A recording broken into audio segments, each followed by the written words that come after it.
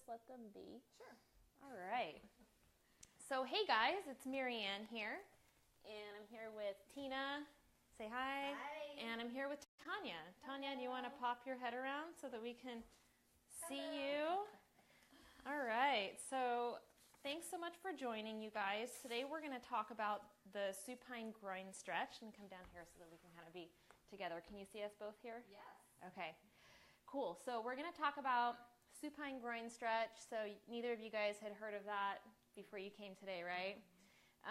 So this is going to be new, for several of you. And the supine groin stretch, just to let you know, is going to take about 35 to 65 minutes, depending on how much time it takes for your hips to release. So this is definitely outside the 15-minute protocol of the posture workout. But I am showing you this exercise because, like I was explaining to you guys when you got here, the supine groin stretch is a part of the one-on-one therapy that I do with people. It's part of the one-on-one Egoscue therapy. I haven't included it here in the posture workout because my whole marketing message that got you here in the first place was that this is going to take you 15 minutes a day, right? And as you're discovering, it really does take 15 minutes, and you can see remarkable progress in just that amount of time.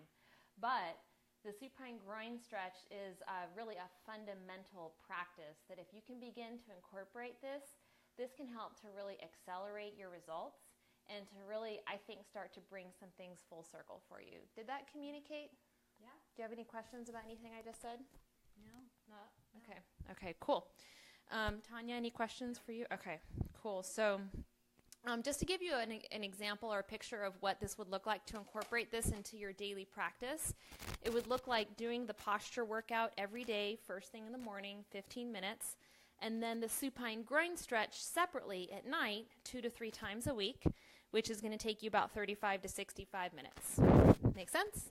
And a lot of people can do this on the weekends too, depending on your schedule. If you're working during the week, you might have more time to do this on the weekend. And in this talk, we're going to first cover what is supine groin stretch and what does it do. So let's have a little talk about human anatomy. And I printed out this picture here of the psoas muscle. Now, I have Tanya and Tina with me here. Have either of you heard of the psoas muscle? No. Haven't heard of it. What about you, Tanya? I have heard of it. You have heard of the psoas. Do you know where it is? Putting you on the spot. Yeah, I believe it's down in the pelvic area. Pelvic area, yes. But I think toward the back. I don't know. Well, let's zoom in here and let's have a look. So how's this showing up for you, Tanya? Showing up? Yeah. Okay. I see you and the picture. Okay, great. And mostly I want the viewers to see this right now. Okay. So the psoas muscle originates, we know that every muscle in the body has an origination point and then an insertion point, right? It starts somewhere and it stops somewhere. So the psoas, it originates right here at the lumbar spine. And if you want to come over here, Tina, and have a look, you're welcome to. So it originates right here at the lumbar spine. And you can see it originates at, 1, 2, 3 of the vertebrae. Okay, so that's the origination point of the psoas muscle. And then it crosses, so here's our pelvis, right? It crosses through the pelvis all the way through. And then it inserts down here at the femur, right there. So here's the head of the femur that inserts into the hip socket. And this is the insertion point right here. And sometimes you'll hear people refer to this as the iliopsoas. And that's because there's actually 2 muscles here. This is the iliacus, and this is the psoas, and the 2 muscles actually integrate together. And this is what forms what we call the hip flexor muscle, which is something that we've all heard of. It's a hip flexor. And the hip flexor is actually comprised of 2 different muscles that come together right here in the body. And the psoas muscle is a very, very important muscle in the human body because it is the only muscle that crosses through the torso, the pelvis, and the lower extremity, the leg. It is literally the only muscle in the human body that crosses through those 3 points. So it really is a major, major, major muscle in the human body. And what happens in our day-to-day lives when we sit? What happens to that muscle? Well, we hear a lot. Have you guys heard about having tight hip flexors? It's kind of like a, what's the word I'm looking for? Lingo in fitness and in health. We hear this a lot. We have tight hip flexors. We have to stretch our hips, or our hip flexors are tight, which is true, but it's not the whole enchilada. Okay, so let's keep just kind of digging in here. So I wanted to show you this picture so you can just kind of see the human body in action. So here we have this hip in flexion. This is what it looks like for the hip to be in flexion. And then this hip is in extension. And you can see what the psoas is doing. It's lengthening. Okay, what do you think this psoas is doing over here? Is it lengthened or is it shortened? Shortened. It's shortened. And which of these two positions are we in more in our daily lives? Shortened. In that shortened position right there. And so what happens to our hip flexor muscles? Well, they're not just tight. They're tight, they're short, and they're weak. And the way I like to put it is we need to resuscitate our hip flexors. We don't just need to stretch them. We need like a full plan of attack resuscitation to those hip flexors. They need some love. That's how I like to put it. And not only that, if we keep looking at the bigger picture, well, this muscle doesn't just function by itself. There's no muscles in the human body that work in isolation. Muscles work in groups. So for example, there's a relationship between the way that this hip flexor muscle works and the way that the glutes work. They work in unison with each other. So guess what? If your hip flexor is tight, short, and weak, well, what's going on with your glutes? Well, they're not working properly either. So is it really just a hip flexor problem, or is it more of a total body, dysfunction problem? And that's more what we're looking at. So I wanted to start to set the stage that way so that we can sort of start to see the bigger picture of what we're doing here. And Tina, I'm going to have you go ahead and start setting yourself up, even though you don't really know what you're doing, but start. Tina's never done it before. So start setting yourself up the way you think you should be in the position, and I'll get you in the position in just a second. Yeah, so just go and lay down and get one leg up over here. So that I wanted to start setting the stage that way so that we can start to see the bigger picture of why on earth would I want to spend an hour of my day laying on the floor, right? Why on earth would I do that? Okay, because there are several stretches for the hip flexor. But we're starting to see that the hip flexor, this is not just a hip flexor problem, right? We've seen that. The hip flexor works in unison with several other muscles throughout the human body. It's a total body dysfunction problem. And not only do we need to stretch that hip flexor, well, we need to find that hip flexor because we've been sitting so much for so long. This is like, the Navy SEALs going on this like massive rescue operation. Okay, so that's why we want to lay on the floor for an hour. Do either of you ladies have any questions about any of that so far? No, I understand it.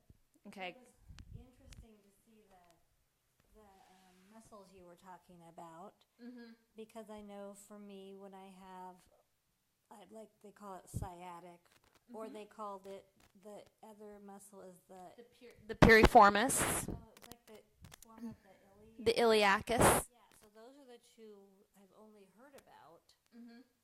So it's interesting to hear about this other one that actually seems most important.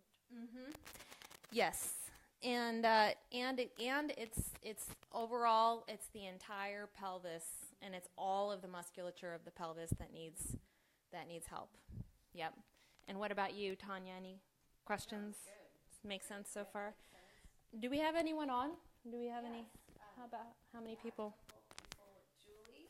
Cool. And Kim. Yay! Yeah. Okay, fantastic.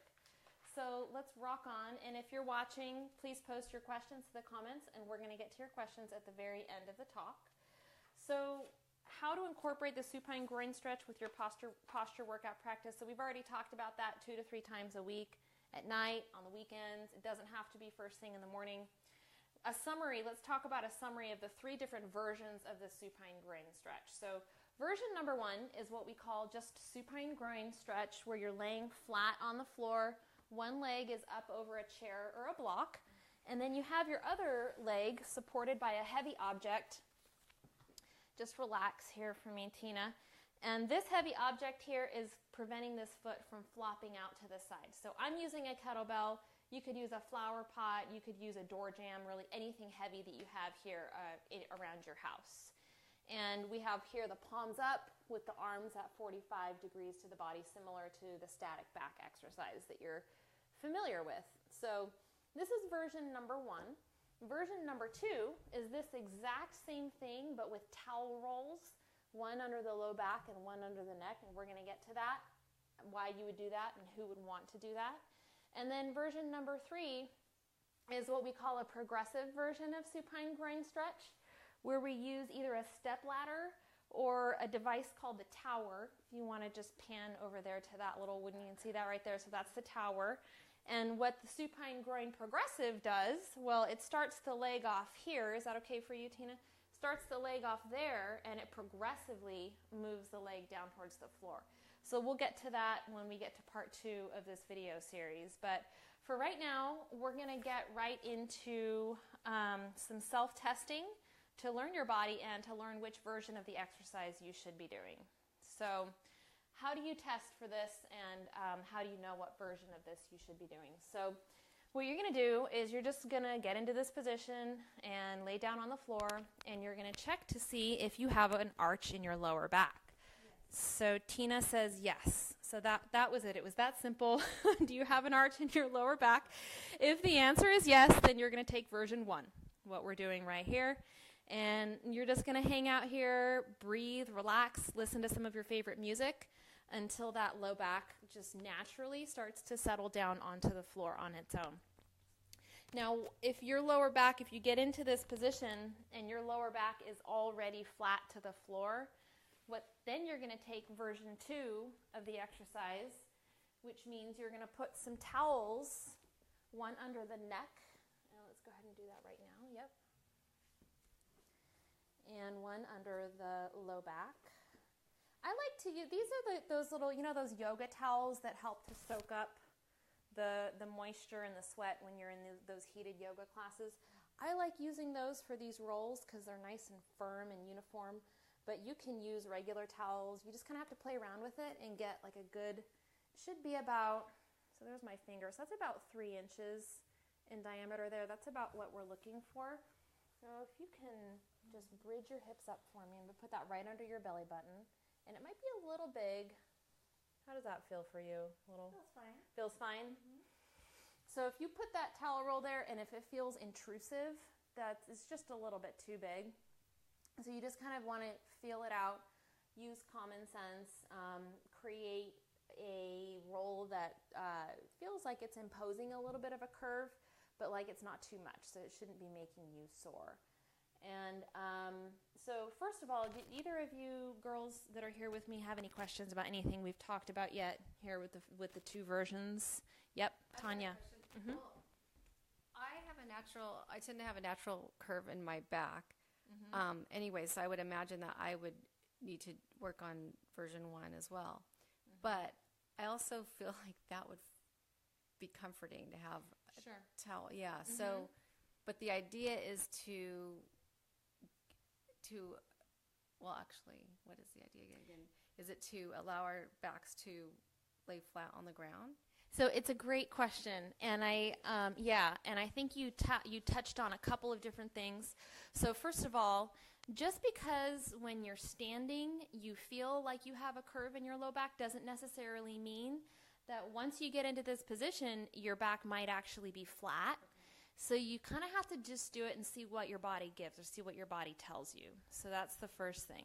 Then the second thing is if you do, so for example, I have a curve in my lower back, but I love this version of it. It feels great. So I do both, right? So there's no hard and fast rules here, but what this self-test is going to inform you of is of whether or not is your hip flexor predominantly tight or is it predominantly weak? And either way, we're driving towards the same result here of, like I said, we are resuscitating that hip flexor, right? So no matter what, whether we're doing it without the towel and we're just letting that low back settle to the floor, well, in that case, what we're doing is we're allowing that hip flexor to lengthen, right? We're allowing that hip flexor to lengthen. Now, on the other hand, I'm going to get my leg out of the way. If you put this towel here and now we're creating more of a curve in the low back, well, what are we doing here? We're getting that hip flexor in a little bit more of a shortened position. Now we're training that hip flexor how to contract or shorten functionally. So it's not like a blanket statement like we're just trying to stretch this hip flexor. We're trying to find that hip flexor. We're trying to get at that hip flexor. We're trying to stimulate it, whether we're getting it to lengthen, whether we're getting it to shorten. We're saying hello to the hip flexor. And your own sense of your body and what feels best to you is huge. So you might do this and you might get into this position and you might have a flat back and you might put these towels and they might hurt. You know, it might not feel good to do this version. And if that happens, then take the towels out. Don't use them. Just do it without towels, you know? So you really just kind of have to listen to your body. So Tanya has a question. Yeah, I was just wondering, so if it doesn't feel right, is it necessary to use two towels together? Or if the neck for some reason doesn't feel comfortable, remove the neck towel, but continue to use the other towel? It's a great question. And overall, I would say try to stick with one version or the other. Yeah, try to stick with one version or the other. Play around with the towel rolls and find it might be the case of just finding a slightly smaller roll that works for you. Yeah. And what about you, Tina? You have a very concentrated look on your face. What's going on with you over here? Trying to relax and listen. That can be challenging. Yeah, just processing what you're saying because, like Tanya was saying, it seemed, before you explained yourself, it seemed odd that the first time you're trying to get your back to be straight, and then this is putting a curve in your back. So it's like you feel like one way should be the answer, and then the second exercise is doing the opposite of what you were trying to attain in the first exercise. But I get what your explanation is that basically we're just trying to get it to move and stretch and do something besides just be a blob in our bodies. Totally. Yeah, totally. And so I think what you just said was really, really great. And if I could just kind of say it again another way, is it's not, so if you think about your standing posture, we're not trying to get you to have a flat back, or we're not trying to get you to have more of a curve in your back necessarily, right? You have whatever natural curve you have going on in your back, and the bottom line is most of us, our spines have lost their integrity, and our spines don't have the proper curvature that they're supposed to have. Now, does that mean that because I'm having you do this without towel rolls that you're going to stand up, your back is going to be flat? No. Does that make sense? Yeah. So we're coaxing the hip flexor into a better length and tension, and this is done in conjunction with what? That's right. The posture workout is where we're getting tons of strengthening and stimulation in several different planes, in several different positions. So we're constantly working at developing that function of the hip. But this is what I like to describe it like, kind of like the bread and butter, like the foundation.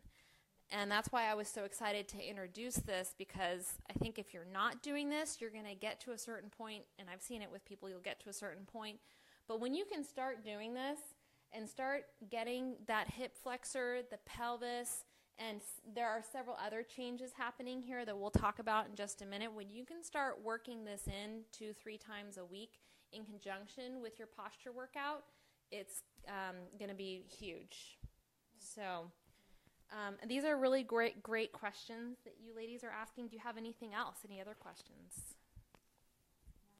I'm curious, Tina, do you feel the groin stretch in your right? I'm asking if what Tina's feeling in her. No, I don't feel anything I don't feel anything. Okay.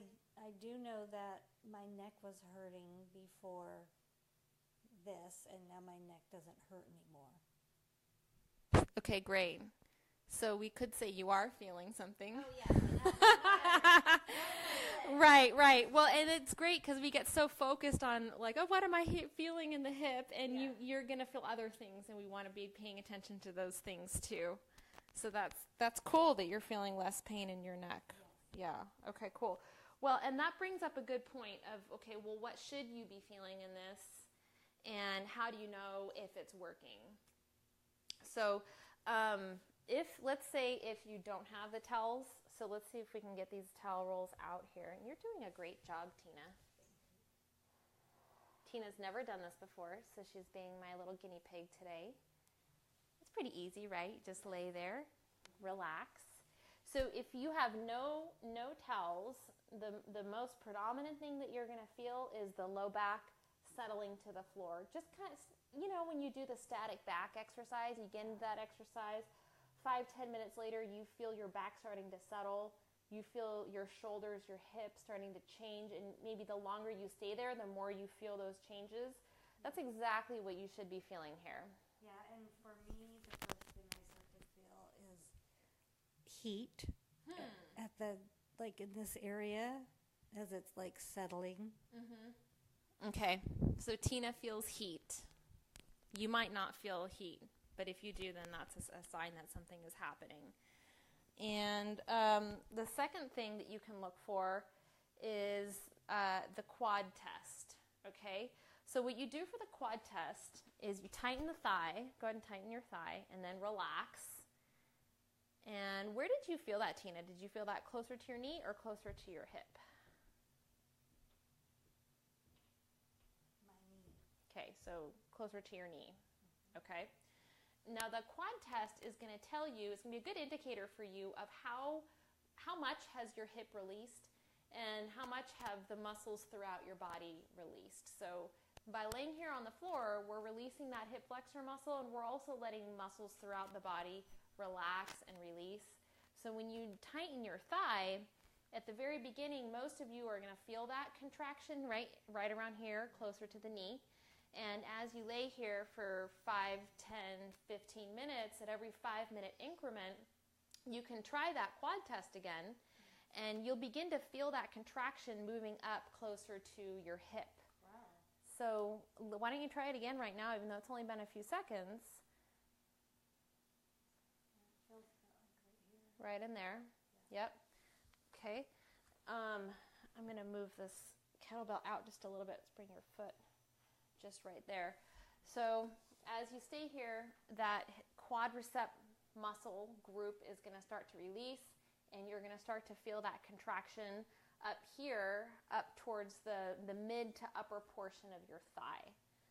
So does that make sense to either of you? Have questions about that? So it's the purpose of that test is to see how far it's moving and getting closer to our thigh. And why do we want it to come up our thigh? Because we want our bodies to relax and release fully before we switch to the other side.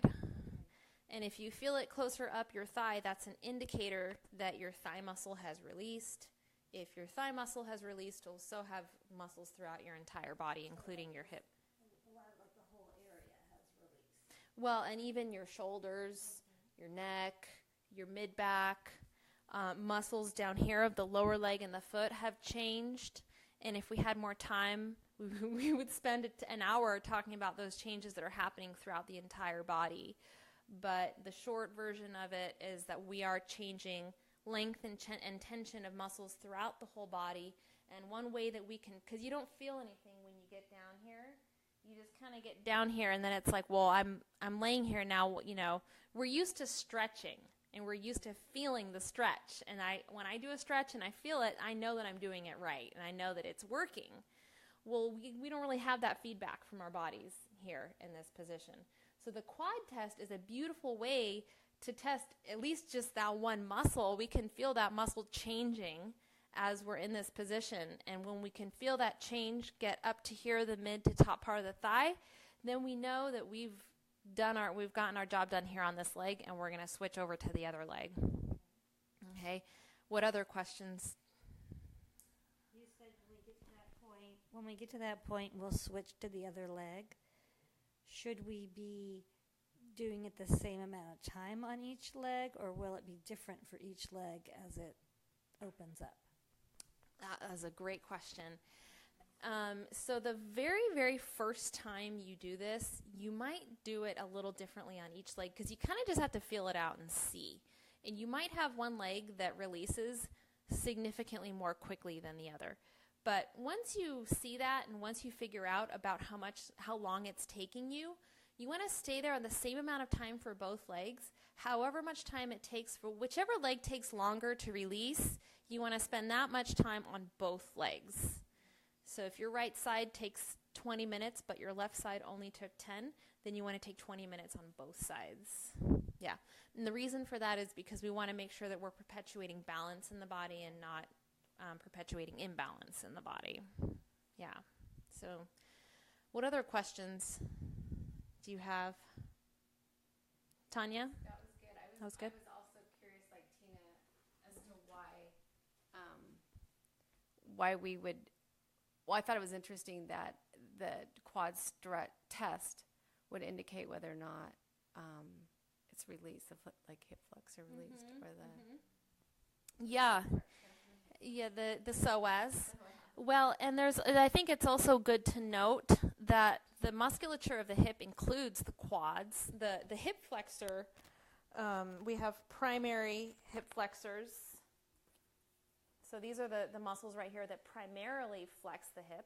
But we also have a secondary hip flexor, and it is one of the quadriceps muscles. It's the rectus femoris. And those muscles work together to flex the hip.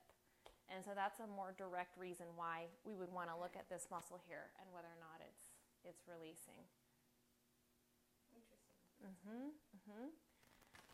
And in most of us, the psoas muscle is short, tight, and weak. Same thing with the quads. We talk a lot about having tight quads, but tight muscle like the quad needs to be released. It also needs to be activated, just like the psoas. I know that was a bit of a tangent. But back to your questions. What other questions do you ladies have? No other questions right now? No. So we started at 12 o'clock, right? Yes. Okay, so we're at 12:29. So that covers the two different versions here, the self-testing, and then after we finish this exercise, we want to get up and we want to do something to reset the hips, and that's called the air bench. And so we only did one leg here, Tina. You're gonna be off balance for the rest of your day. Maybe we can do the other leg after we get off, but for right now, I'm gonna have you go ahead and get up, and we're gonna get into the air bench exercise to reset the hips. And why would we want to do something like that, Tina or Tanya? Why would we want to do an air bench to reset after the supine groin stretch? What are your thoughts on that?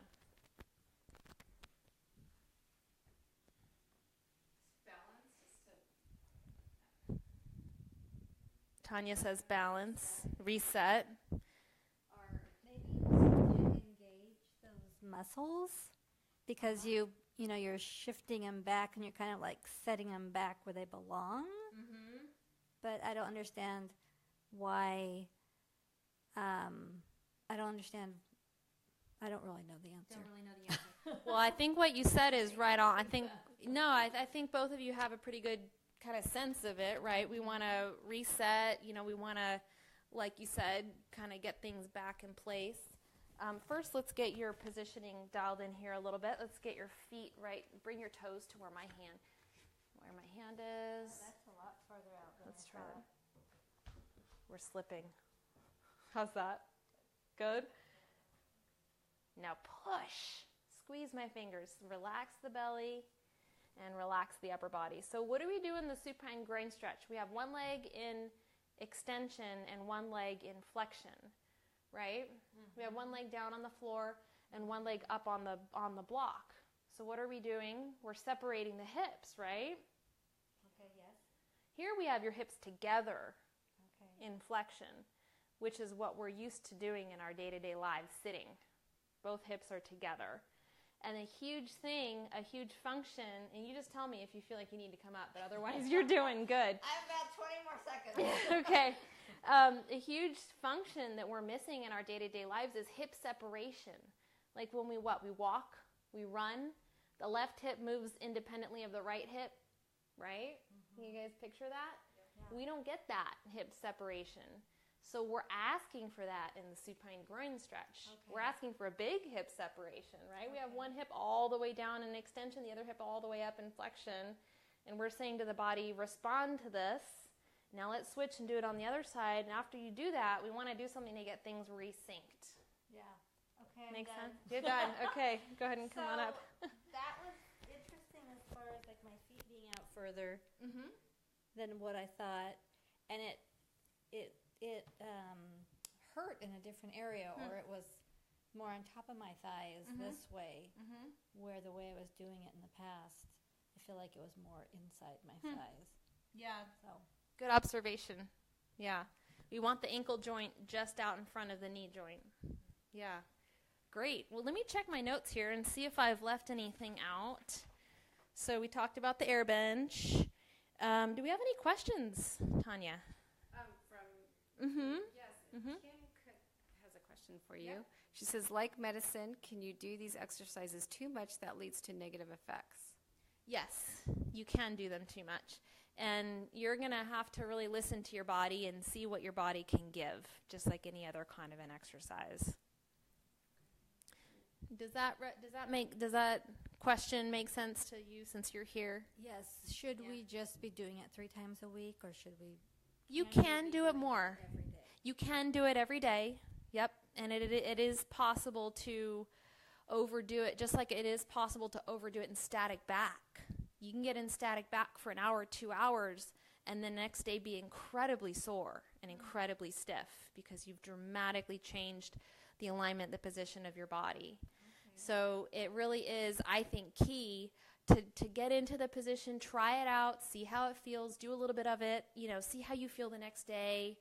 And then if you feel good, come back to it a few days later, try it again.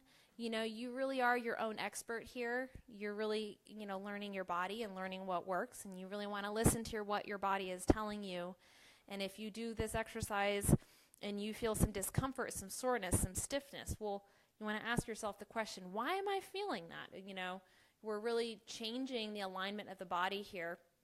And if you're feeling that, it's not necessarily a bad thing, but you definitely don't want to push it either. Yeah. Does that answer your question, or do you have any other questions about that? That does answer my question for everything that I've been doing, because I tend to be an all or nothing. So Got it. either don't do it, or I think it's working really well and I'll spend way too much time. So it's interesting that I really need to just be paying attention to my body, because every body is different and everybody's pain is different and misalignment is different. So Yep. Good. Tanya, any other questions? Is that the only one showing up there? Yes, that's the only one. I'm sorry, from Kim. That's it. And Okay. Yeah. And earlier when we were thinking of let's see, it was Julie that said that the catchphrase was buzzword. Yes, thank you, Julie. That was the word I was searching for. Yes. Flexor stretch. Yeah. Okay, good. That's it. And maybe you just made me think of something I'll touch on really quick. The breakdown of the term supine groin stretch. Supine means laying flat on your back. That's just the anatomical term for laying flat on your back. Groin is just the groin area, and stretch is stretch. So this is supine groin stretch. That's where that term comes from. Yeah. Cool. Well, thanks so much for tuning in, and we'll see you all shortly for the part 2, where we're going to cover the supine groin progressive and a couple of variations of that exercise. So we'll see you soon.